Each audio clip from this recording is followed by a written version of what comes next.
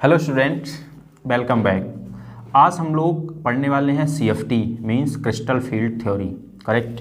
देखो, coordination compound जो chapter 12th chemistry में है उसमें एक टॉपिक आता है CFT। इम्पॉर्टेंट टॉपिक है, शायद ही कोई ऐसा एग्ज़ाम होगा जिसमें इससे रिलेटेड क्वेश्चन बनता है नहीं, चाहे वो आपका बोर्ड एग्ज़ाम ही क्यों ना हो जाए, नीट और बाकी एग्ज़ाम्स में तो ऑब्वियसली आता ही है। श्योर, टॉपिक बहुत आसान है, बस छोटी सी चीज़ पे अगर आपकी कमांड है, आपको अगर उसकी क्लैरिटी है तो आपके लिए टॉपिक बहुत आसान हो जाता है। जैसे कुछ CFT क्रिस्टल फील्ड थ्योरी, इससे पहले हम लोग BBT पढ़ करके आते हैं, उसकी भी बात होगी, वो नेक्स्ट वीडियो में करेंगे। तो अभी के लिए हम CFT पे चल रहे हैं और CFT को पढ़ने से पहले हमारे पास इसके कुछ पॉइंट्स हैं, दैट इज़ हम लोग क्या बोलते हैं, पोस्टुलेट्स।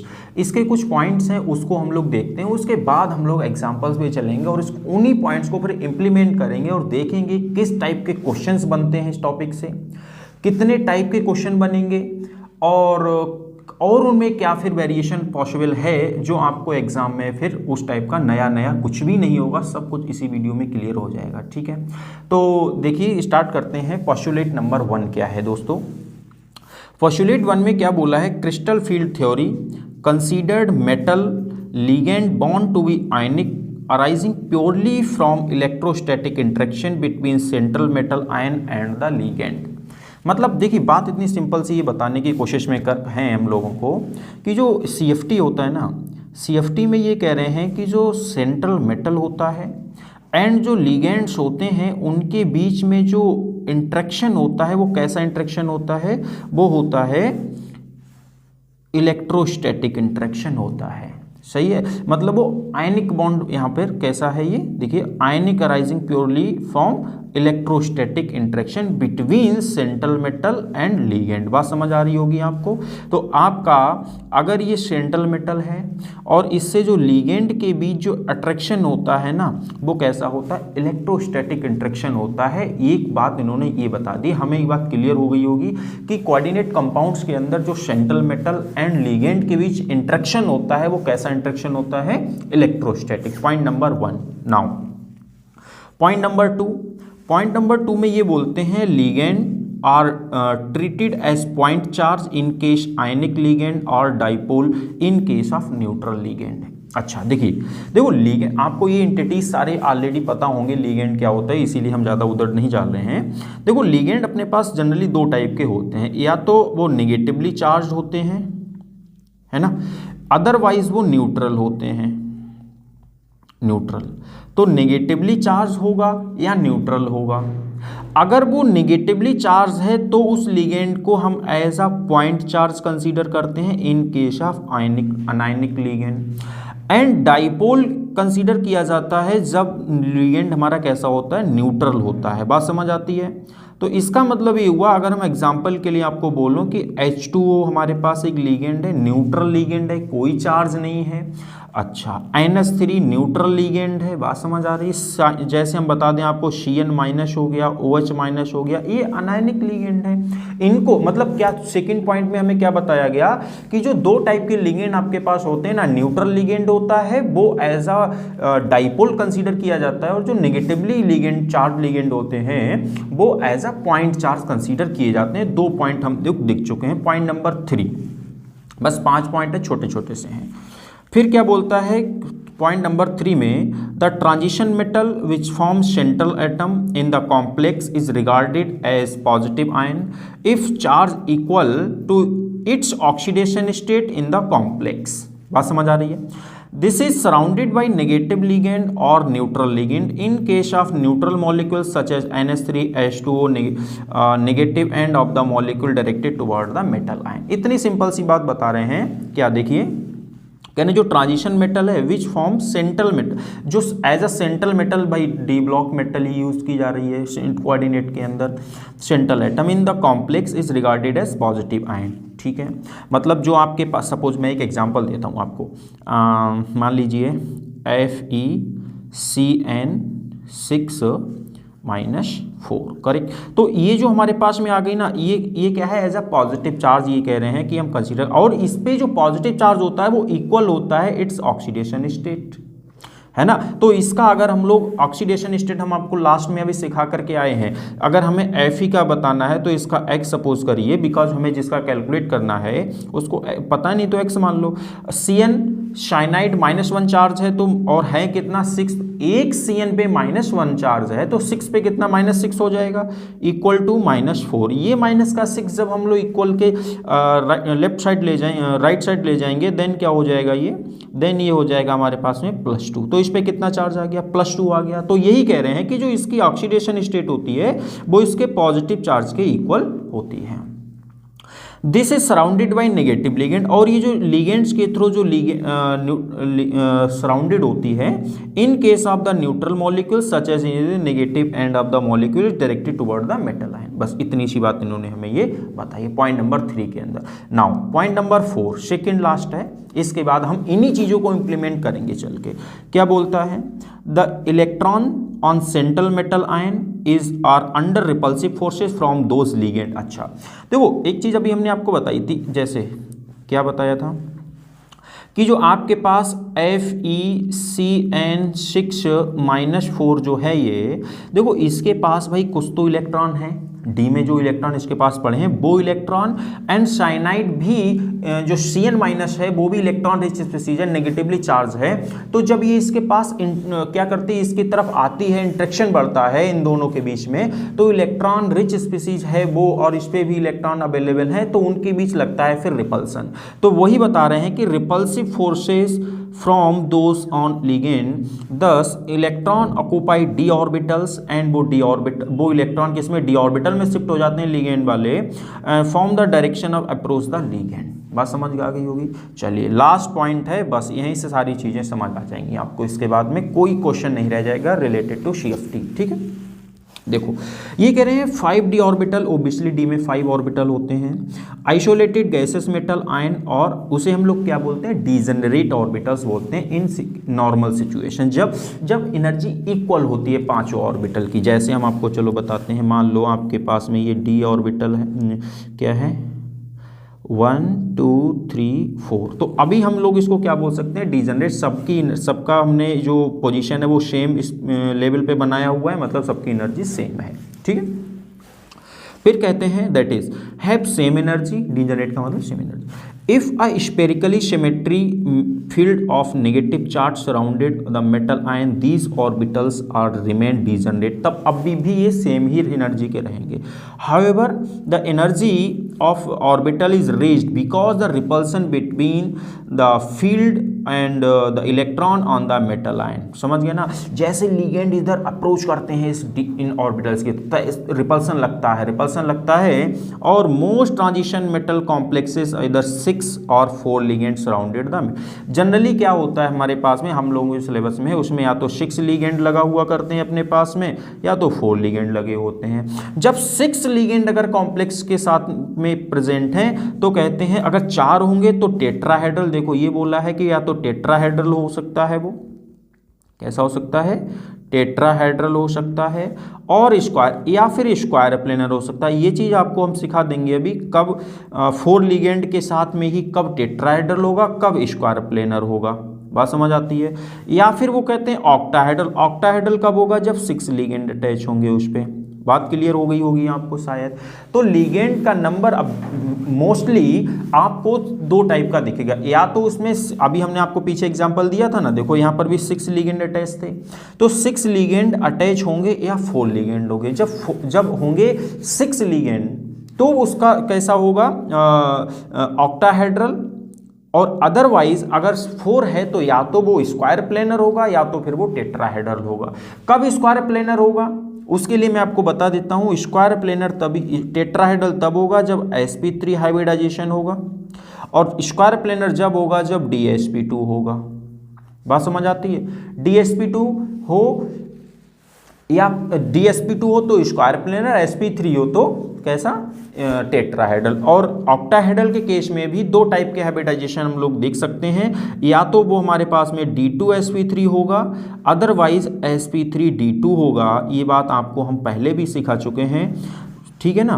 तो इस तरह से हम लोगों को ये बात अभी तक समझ आई है। हमने 5 पॉइंट देखे, मैं 1 मिनट में आपको रिवाइज कराता हूँ फिर आगे बढ़ता हूँ। पहला पॉइंट हमारे पास क्या होता था कि जो कोई भी हमारे पास कोऑर्डिनेट कंपाउंड है उसमें लिगेंड एंड सेंट्रल मेटल के बीच में जो इंटरेक्शन होता है वो इलेक्ट्रोस्टैटिक इंटरेक्शन होता है, पॉइंट नंबर 1।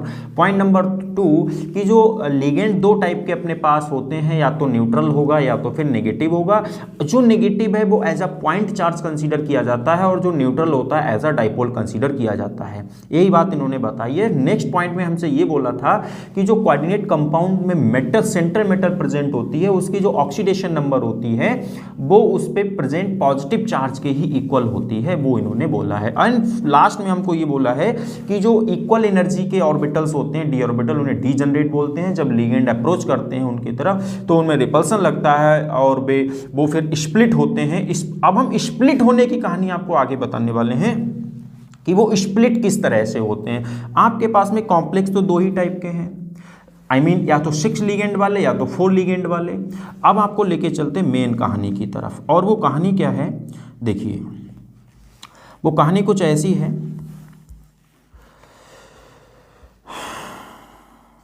ठीक है।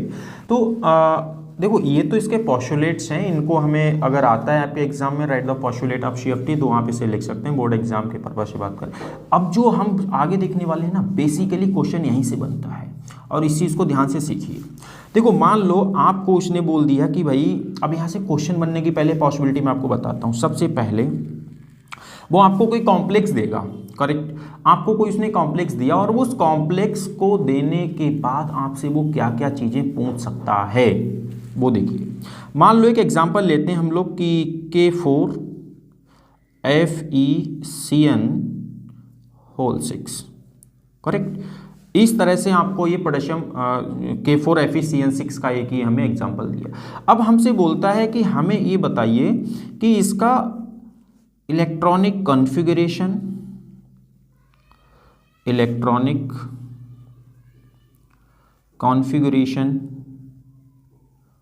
ऐसा इलेक्ट्रॉनिक कॉन्फ़िगरेशन नहीं, in form of Eg and T2G। ये क्या होता है अभी आगे आपको सिखाने वाले हैं। एक चीज़ ये पूछ सकता है, दूसरा और क्या पूछेगा, दूसरा आपसे पूछेगा कि हमें इसकी CFSE बता दो। CFSE crystal field stabilising energy पूछ सकता है आपसे। पॉइंट नंबर 3 आपसे क्या पूछ सकता है कि ये बताओ कि ये स्पिन, ये कॉम्प्लेक्स कैसा है, हाई स्पिन, वो भी हम BBT से भी बता सकते थे। स्पेशली आप इस चीज़ को तो ध्यान ही रख सकते हैं कि ये 2 चीज़ें तो आपसे पूछेगा ही पूछेगा, अगर इसने ये हमें इस टाइप का CFT का यूज़ करके कुछ पूछना चाहा तो।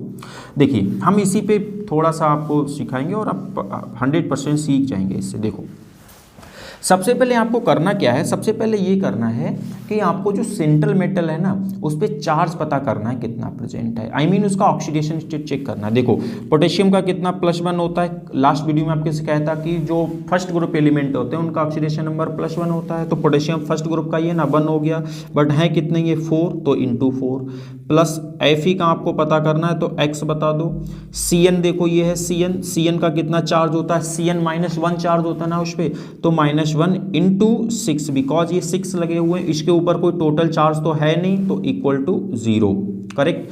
देखो ये आपके पास में है -6 और ये है आपके पास में 4 = 0, तो -6 + 4 कितना हो गया -2, और ये इधर जाएगा तो कितना हो गया +2।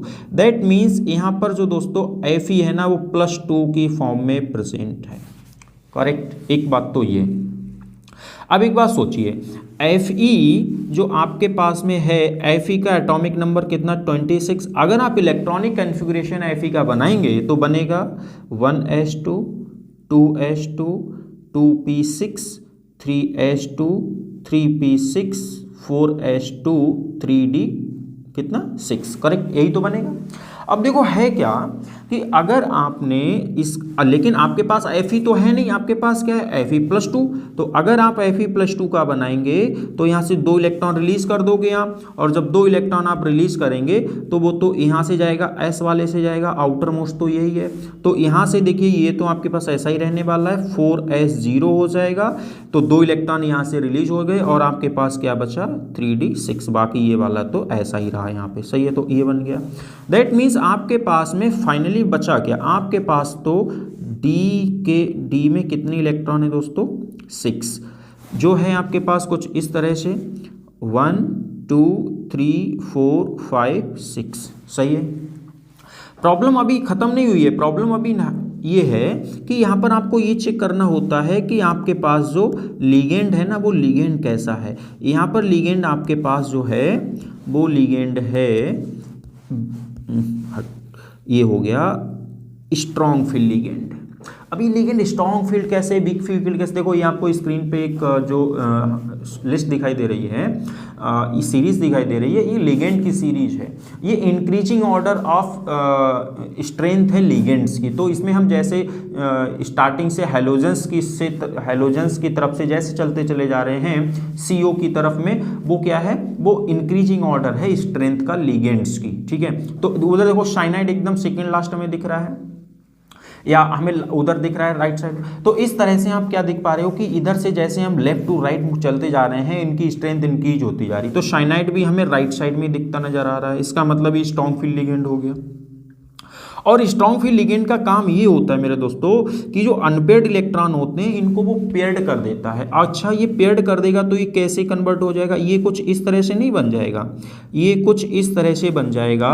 और जैसे ये इस तरह में ये तो पहले से था, ये वाला इसके साथ पेयर हो जाएगा, तो ये बन गया, ये वाला इसके साथ पेयर हो जाएगा, सही है। तो ये दो आपके पास में वैकेंट हो गए कि नहीं हो गए। तो ये आपके पास में, और आगे जो आपका 4s वाला तो था ही वैकेंट, आगे आपका 4p वाला भी पड़ा होगा खाली, सॉरी कुछ इस तरह से। अब देखो D में कितने, D के 2 खाली, एक S का, और आपके पास लिगेंड कितने थे, आपके पास लिगेंड 6 थे।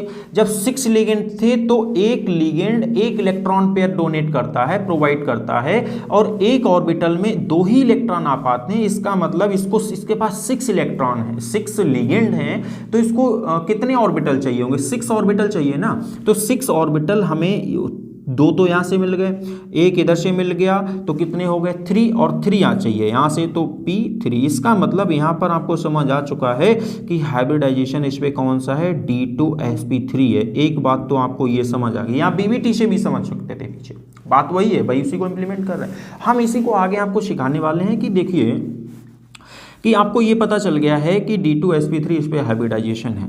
अगर इसकी तरफ लिगेंड ने अप्रोच किया, अगर इसकी तरफ लिगेंड ने अप्रोच किया तो इनकी एनर्जी बढ़ेगी, रिपल्सन लगेगा, और ये की थोड़ी सी एनर्जी जब का लेवल अप हो जाएगा, और जैसे लेवल अप होगा तो हम कुछ इस तरह से इनको रिप्रेजेंट करेंगे।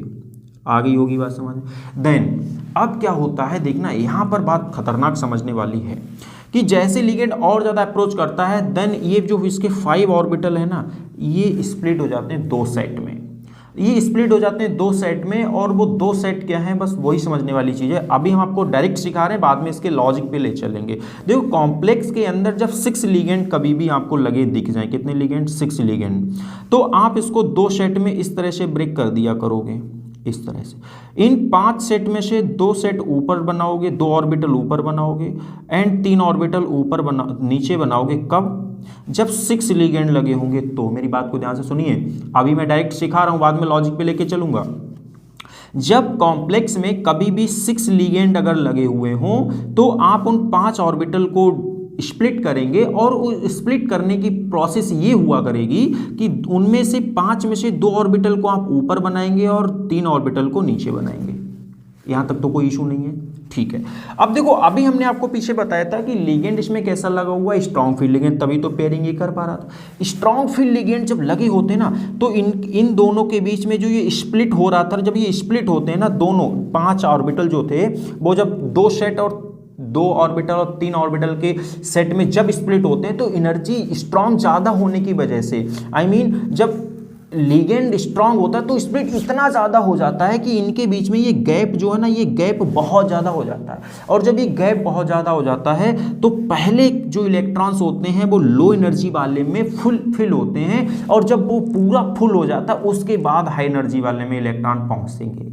आपके पास टोटल इलेक्ट्रॉन कितने, 6 है ना, आपके पास टोटल इलेक्ट्रॉन 6 हैं, तो 1 2 3। अब देखो यहाँ पर एनर्जी गैप बहुत ज़्यादा है, क्यों? क्योंकि लिगेंड कैसा प्रेजेंट है, लिगेंड स्ट्रॉन्ग लिगेंड प्रेजेंट है, इसकी वजह से। तो इसीलिए फोर्थ इलेक्ट्रॉन यहीं पर आएगा, फिफ्थ भी यहीं पे आएगा, सिक्स्थ भी यहीं पे आएगा।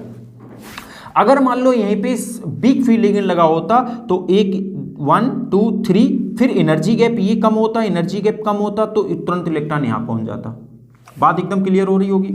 अब आपके पास देखो, ध्यान से समझना मेरी बात, जो 3 ऑर्बिटल वाला जो सेट होता है ना, उसका नाम आपको याद रखना है T2G होता है। क्या होता है? T2G। और जो 2 ऑर्बिटल वाला सेट होता है उसका नाम होता है EG मेरे दोस्तों। क्या होता है? EG। और 3 वाला क्या होता है? T2G। कोई दिक्कत की बात है क्या? नहीं है। तो आपको बस यही तो आपने बोला था आपको कि भाई आपसे पूछेगा T2G और EG की फॉर्म में इलेक्ट्रॉनिक कन्फिगरेशन, बस। तो T2G में कितने इलेक्ट्रॉन थे? T2G में इलेक्ट्रॉन थे कितने? 6। और EG में कितने थे? 0। बस यही इसका इलेक्ट्रॉनिक कन्फिगरेशन हो गया। सही है। तो इस तरह से हमें ये चीज समझ आ गई होगी। आई होप आपको कोई इसमें दिक्कत नहीं होगी। सही है।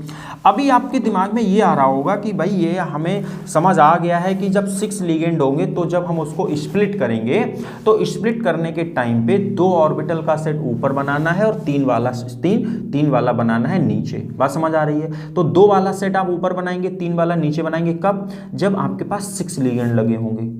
अब उसके बाद हमने बोला कि जो आपने लोअर एनर्जी 3 ऑर्बिटल जो नीचे बनाए थे, उन ऑर्बिटल और जो ऊपर 2 उन ऑर्बिटल के बीच एनर्जी गैप ज्यादा कब होगा? जब लगा होगा स्ट्रॉन्ग फील्ड लिगेंड। सही है। एनर्जी गैप ज्यादा होने की वजह से पहले ये 3 ऑर्बिटल ही फुल्ली फिल्ड हो जाया करेंगे, उसके बाद ऊपर वाले में इलेक्ट्रॉन आप फिल करोगे।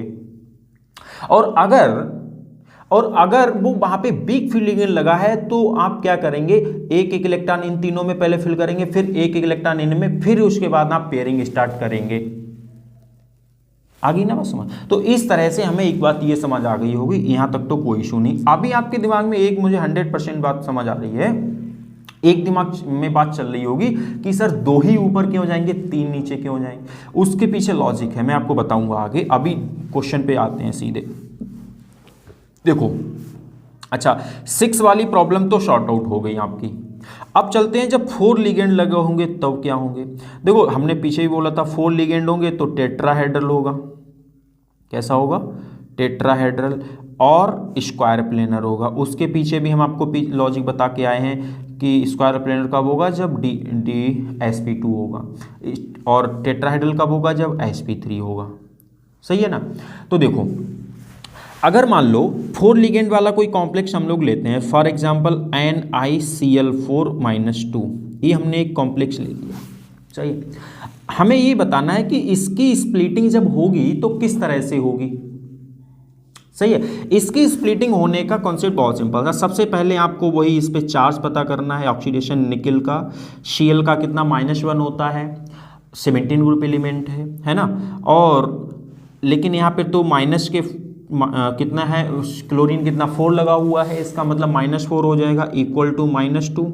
ये माइनस का 4 इधर जाएगा तो कैसा हो जाएगा? प्लस का 4। बताओ, 1 minute. -2 + 4 means Ni equal to +2, यही तो होगा। सही है, ये हो गया।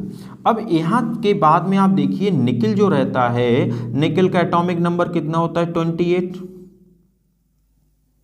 28। आप इसका इलेक्ट्रॉनिक कन्फिगरेशन बनाएंगे तो 1s2 2s2 2p6 3s2 3p6 4s2 3d8, यही बनेगा। लेकिन यहां पर तो निकल +2 की फॉर्म में प्रेजेंट है। 2 इलेक्ट्रॉन आप क्या करेंगे? 2 इलेक्ट्रॉन फिर यहां से रिलीज कर देंगे, ये वाले ये रिलीज हो जाएंगे। तो 4s वाला एक ऑर्बिटल आपका खाली हो गया। सही है। और आपके पास 3d वाले में कितने इलेक्ट्रॉन बच गए? 8 1 2 3 4। सही है। 1 2 3 4 5 6 7 8। कोई डाउट की बात नहीं है। अच्छा, अभी चलते हैं आगे। देखिए, अब क्या करना है आपको। हमने बोला आपको कि भाई देखिए, आपके पास में जो निकल के डी ऑर्बिटल्स हैं वो कुछ इस तरह से हैं और उनमें 8 इलेक्ट्रॉन प्रेजेंट हैं। 8 इलेक्ट्रॉन कुछ इस तरह से प्रेजेंट हैं, 1 2 3 4 5 6 7 8। सही है। अब जब लिगेंड इस पे अप्रोच करेंगे तो क्या होगा, इनकी एनर्जी बढ़ेगी। तो ये कुछ इस तरह से हम लोग इनको देखेंगे 1 2 3 4, सही है। अब इलेक्ट्रॉन हमें यहीं पर बार बार बना नहीं है। अब बट ये जब और ज़्यादा अप्रोच होगा तो ये फिर से जो 5 ऑर्बिटल हैं ये फिर से 2 सेट में स्प्लिट हो जाएगा। अब यहाँ पे स्प्लिट होने की कहानी समझ लो। हमने बोला था कि पीछे क्या सिचुएशन थी, जब 6 ऑर्बिटल होते थे तो क्या होता था, 2 ऑर्बिटल का सेट ऊपर जाता, 3 ऑर्बिटल का सेट नीचे जाता था। यहाँ पर उसका अपोजिट हो जाएगा। जब 4 लिगेंड लगे होंगे ना तो 3 ऑर्बिटल वाला जो सेट होता है उसको आप ऊपर बनाएंगे और जब 2 ऑर्बिटल वाले सेट को नीचे बनाएंगे। 3 वाले का नाम क्या बताया था आपको हमने, उस 3 वाले का नाम हमने आपको बताया था T2G और इसका क्या नाम बताया था, EG, यही तो बताया था ना। अब आपके पास इलेक्ट्रॉन कितने हैं, आपके पास इलेक्ट्रॉन तो 8 हैं, 1 2। अब बात को ध्यान से समझना कि यहाँ पर जो Cl है ना दोस्तों, वो Cl तो बिग फील्ड लिगेंड है। पीछे आप देखो इसमें जो आपको दिख रही है ना लिगेंड की सीरीज, इस स्पेक्ट्रोकेमिकल सीरीज से बोलते हैं। तो लिगेंड में देखो हैलोजेंस पहले रखे हुए हैं, जो पहले रखे हुए हैं वो बिग फील्ड लिगेंड है, बिग फील्ड लिगेंड है। तो अब ये बताओ, ये जो स्प्लिटिंग यहाँ पर तो कम ही हो पाएगी ना, स्प्लिटिंग कम हो पाएगी ना, क्योंकि बिग फील्ड लिगेंड है तो स्प्लिटिंग कम हो पाएगी। इसकी वजह से इलेक्ट्रॉन ऊपर पहुंच जाएगा यहाँ पर बिना पेयर हुए। 3 4 5 अब स्पेयरिंग हो जाएगी 6 कितना 6 7 और 8 ही तो थे आपके पास में इलेक्ट्रॉन। इस तरह से हो जाएगा स्प्लिटिंग। इसकी कहानी समझ आ रही होगी आपको। अब यहाँ पर क्या इलेक्ट्रॉनिक कन्फिगरेशन हो जाएगा, EG में कितने इलेक्ट्रॉन है 4 और T2G में कितने हैं 4। इस तरह से इसका इलेक्ट्रॉनिक कन्फिगरेशन बना देंगे आप, सही है ना। ये कहानी आपको आई होप समझ आ गई होगी स्प्लिटिंग वाली। बस यार कितनी सी छोटी बात आपको याद रखनी है कि जब 6 लिगेंड लगे हैं तो EG को ऊपर बना दो, T2G को नीचे बना दो, मतलब 3 ऑर्बिटल का सेट नीचे, 2 ऑर्बिटल का ऊपर।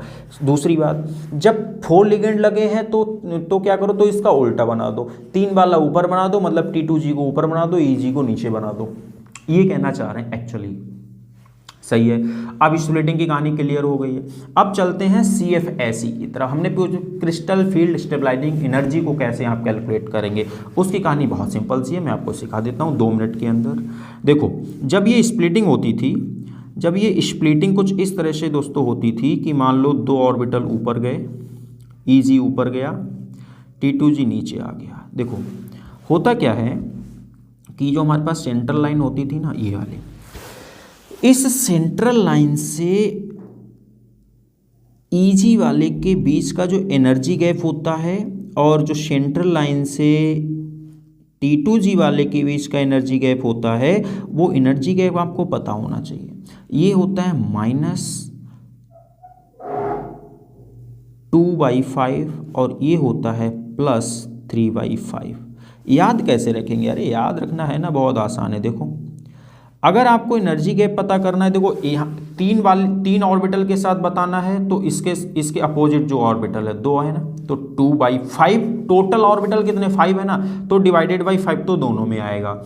2 कब आएगा, जब 3 वाले के एनर्जी गैप निकाल रहे होंगे। 3 कब आएगा, जब 2 वाले के एनर्जी गैप निकाल रहे होंगे। बात समझ आती है। और जब नीचे वाले पोर्शन का आप देख रहे होंगे तो माइनस की एनर्जी आ जाएगी, ऊपर तो प्लस की एनर्जी आएगी। इतनी सिंपल सी कहानी है और कुछ नहीं करना। अब आप कैसे इसको देख रहे होंगे वो देखो इनको हम बुक में कभी कभी ऐसे भी मिल जाता है लिखा हुआ, 5 को 3 से डिवाइड कर देता है। अगर आप 5 को 3 से डिवाइड करने जाएंगे तो पॉइंट लगाएंगे, 0 पढ़ाएंगे, 5 6 30, तो इसको या तो आप 0.6 लिख दो भाई, ठीक है। और इसको आप क्या लिख सकते हैं, -0.4 लिख सकते हैं। बात तो वही है, सही है। देखो हो क्या रहा है एक्चुअली कि अगर इन केस मान लो आपने ऐसा किया कि इसमें आपके पास में इलेक्ट्रॉन जो हैं वो 1 2 3 4 ऐसे कुछ इलेक्ट्रॉन अवेलेबल है, कोई सिचुएशन ऐसी बन गई और इस सिचुएशन में आपको CFSE निकालना, कोई सिचुएशन हो, कॉन्सेप्ट सेम है यार। देखो इसमें 4 इलेक्ट्रॉन है तो इस वाले का जो क्या है एनर्जी कितना, -0.4 इंटू, देखो अब इसमें टोटल इलेक्ट्रॉन कितना, टोटल इलेक्ट्रॉन तो 3 है ना, मल्टीप्लाइड बाई 3 प्लस, ठीक है। इस तरह से अगर आपने क्या किया कि कि जो हमने आपको ये स्प्लिटिंग वाली कहानी समझाई है ना, स्प्लिटिंग वाली कहानी को इम्प्लीमेंट कर दो, और स्प्लिटिंग वाली कहानी को जब आपने इम्प्लीमेंट करा उसके बाद आप जब CFSE पे पहुंचेंगे तो CFSE की कहानी तो इतनी ही तो सिंपल है कि आपको करना बस इतना है कि जो 0 ये वाला हो गया प्लस 0.6 इंटू इसमें कितने इलेक्ट्रॉन है 1, सही है, इतना काम करना है आपको। ऑक्टाहेड्रल है वो कर दो, यही है CFSE और कुछ नहीं है CFSE। बात समझ आती है ना? इस तरह से आप क्या करेंगे, CFSE को कैलकुलेट कर लिया करेंगे। जितने इलेक्ट्रॉन यहाँ पर हैं, यहाँ पर अब आप इनका मल्टीप्लाई कर लो, सम कर लो, माइनस कर लो, जो भी सिचुएशन बन रही है वो आपके पास आ जाएगा। सही है, ऐसा ही करना है। अगर ये मान लो आप कहेंगे सर अगर 2 ऑर्बिटल नीचे आ गए कोई बात नहीं है, तो अरे भाई नंबर तो यही इसके साथ रहेगा, वो माइनस में आ जाएगा हमेशा। ठीक है, इस तरह से आप CFSE को इम्प्लीमेंट कर देंगे। इस तरह से आप T2G ईजी कर जो है इलेक्ट्रॉनिक कन्फ्यूरेशन बता देंगे। इस तरह से आप क्या करेंगे, स्प्लिटिंग सीख गए होंगे। अब आपके दिमाग में एक बात चल रही होगी, सर वो आपने कहा था लॉजिक बता देंगे। हम लॉजिक अभी बताते हैं कि 2 ऑर्बिटल ऊपर क्यों जाएगा, 3 ऑर्बिटल ऊपर क्यों जाएगा। ठीक है, उसके पीछे चलिए 2 मिनट के लिए चलते हैं और ये अपनी कहानी ऑलमोस्ट कंप्लीट होती है। देखिए, आपको हमने ये बताया कि जब ऑक्टाहेड्रल कॉम्प्लेक्स होगा, जब ऑक्टाहेड्रल अगर कॉम्प्लेक्स है तो स्प्लिटिंग कैसे होती थी। तो स्प्लिटिंग कुछ इस तरह से होती थी, मैं आपको समराइज भी कर देता हूँ 1 मिनट में। देखो, इस तरह से स्प्लिटिंग होती थी। ऑक्टाहेड्रल होता कब था, जब 6 लिगेंड लगे होते थे। अगर 4 लिगेंड लगे होते थे तो टेट्राहेड्रल, अदरवाइज स्क्वायर प्लेनर, सही। और ये जब स्प्लिटिंग होती है तो 3 ऑर्बिटल जाते हैं ऊपर और 2 ऑर्बिटल जाते हैं नीचे। यही तो कहानी आपको सिखाई गई थी। अच्छा, ऐसा होता क्यों, उसके पीछे चलते हैं। देखो, जो आपके पास में ये जो D ऑर्बिटल, D में जो आपको 5 ऑर्बिटल दिख रहे हैं ना, 1 2 3 4 5, इस तरह। एक को हम लोग बोलते हैं DXY, एक को हम लोग बोलते हैं DYZ, एक को हम लोग बोलते हैं, 1 मिनट में थोड़ा सा देखो, DXY, DYZ, DZX, DX square, Y square, DZ square, ये इनको हम कुछ इस तरह से क्लासीफाई कर दिया करते हैं। देखो, समझने वाली चीज़ है, बहुत अच्छी चीज़ है, इसको आप समझते चलिए। इससे आपको क्लैरिटी मिल जाएगी कि हम ऐसा क्यों बता रहे हैं कि बार बार ये भाई ऐसा ही स्प्लिट क्यों होगा। देखो, होता बेसिकली ये है कि जब हम लोग मान लो हमने कुछ इस तरह से इसको x और इसको y एक्सिस अगर बना दिया, तो जो हमारे पास में जो लोब्स अवेलेबल होंगे वो कुछ इस तरह से, सही है। ये तो इस वाली सिचुएशन को हम लोग क्या बोलते हैं, DXY, समझ गए। और जब अगर हम लोग इसको ऐसे देखें कि हमने क्या किया, हम लोगों ने कुछ इसको यूं बनाया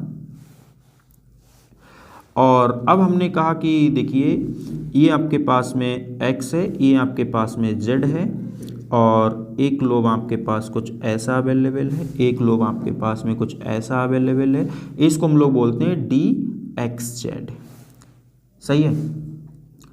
और अब हमने एक और बनाया, इससे अभी आपको क्लैरिटी मिल जाएगी कि एक्चुअली होता क्या है। ये आपके पास में एक और हमने बना दिया, ये मान लो आपके पास आ गया क्या, y आ गया और ये z आ गया, सही है। तो इस तरह से आपको ये एक लोब आपका ये आ गया, एक लोब आपका ये आ गया, इसको हम लोग बोलते हैं DYZ, सही है। ये 3 आपको जो हमने देखो ये बताया ना, XY ये हो गया, YZ ये हो गया, सही है, और XZ ये हो गया। इनमें आप क्या देख पा रहे हैं कि जो हमारे पास में लोब्स अवेलेबल है ना, जो इलेक्ट्रॉन डेंसिटी वो कहाँ है, एक्सिस जो हमारे पास ये एक्सिस है इनके बीच में अवेलेबल है, करेक्ट। जबकि ये वाले जो 2 हैं ना, ये कहाँ होते हैं, ये एक्सिस पर ही प्रेजेंट होते हैं, कुछ इस तरह से। मैं आपको यहाँ पर बना के दिखा देता हूँ इनकी कहानी। मान लो आपने ये बनाया तो एक ये आपका ये हो गया, एक ये हो गया, एक ये हो गया, ये एक्सिस पे ही हो गया, एक आपने ये बनाया, एक तो ये हो गया और एक दूसरा ये हो गया, ये ऐसे पीछे ऐसे बैक साइड में। ये आप हम ऐसे गोल क्यों बना रहे हैं, क्योंकि मान लो एक तो आपने ऐसे बना दिया और एक इसके ये ऐसे लोब है और एक ऐसे लोब है, तो इस वाले लोब का तो आपको फ्रंट से ही दिखेगा ना, फ्रंट से दिखेगा, इसलिए हम इसको क्या बनाते हैं, कुछ इस तरह से सर्किल टाइप में बना देते हैं। तो ये आप देख पा रहे हैं ये वाले दोनों कैसे होते हैं, ये वाले दोनों होते हैं एक्सिस पे ही प्रेजेंट, और ये वाले तीन कैसे होते हैं, ये एक्सिस के बीच में प्रेजेंट होते हैं, कुछ इस तरह से। अब बात को ध्यान से समझिए, जब आपके पास में ऑक्टाहेड्रल कॉम्प्लेक्स होता है ना, तो ऑक्टाहेड्रल ये तो एक्सिस पे प्रेजेंट है, सही है, और जब लिगेंड अप्रोच करता है तो एक्सिस की तरफ से, तो बताओ जो एक्सिस पे प्रेजेंट है उन पे, और एक्सिस पे जो लोब्स प्रेजेंट है और एक्सिस पर से ही लिगेंड अप्रोच कर रहा है, तो रिपल्सन तो उन्हीं पे ज़्यादा लगेगा, और रिपल्सन उन पे ज़्यादा लगेगा, इसीलिए उनकी एनर्जी ज़्यादा होती है, वो ऊपर हम लोग बनाते हैं। जबकि तीन कहाँ एक्सिस के बीच में प्रेजेंट होते हैं, उन पे रिपल्सन कम लगता है, उनकी स्प्लिटिंग भी नहीं हो पाती, कम होती है, और इसीलिए वो नीचे लो एनर्जी बना देते हैं, और हाई एनर्जी लो एनर्जी की फॉर्म में वो इस तरह से प्रेजेंट हो जाते हैं। क्यों? क्योंकि इन पे रिपल्सन ज़्यादा लगता है। बात समझ आ रही ना, क्योंकि ये एक्सिस पे प्रेजेंट है, बाकी रिमेनिंग थ्री कहाँ है, एक्सिस के बीच में प्रेजेंट है। बात समझ आ रही ना, तो इस तरह से क्या होता है, इस तरह से इनकी स्प्लिटिंग हो जाती है, समझ गए, ये है इनकी कहानी। ऐसे ही अगर हम टेट्राहेड्रल में देखते हैं, तो टेट्राहेड्रल में क्या होता है, टेट्राहेड्रल में इसका जस्ट अपोजिट प्रोसेस हो जाता है, इन पे रिपल्सन ज्यादा लगता है। क्यों? क्योंकि वहां पे वो अलोंग द एक्सिस नहीं अप्रोच कर रहा होता है, वहां पे क्या करता है, जो एक्सिस के बीच से, जो हम लोग जहां पे इनकी पोजीशन प्रेजेंट है, ये वहां से अप्रोच करता है, तो इसीलिए इन पे रिपल्सन ज्यादा लगता है, और इन पे रिपल्सन ज्यादा लगता है तभी वो ऊपर चला जाता है और दो वाला नीचे आ जाता है। बात समझ आ गई होगी।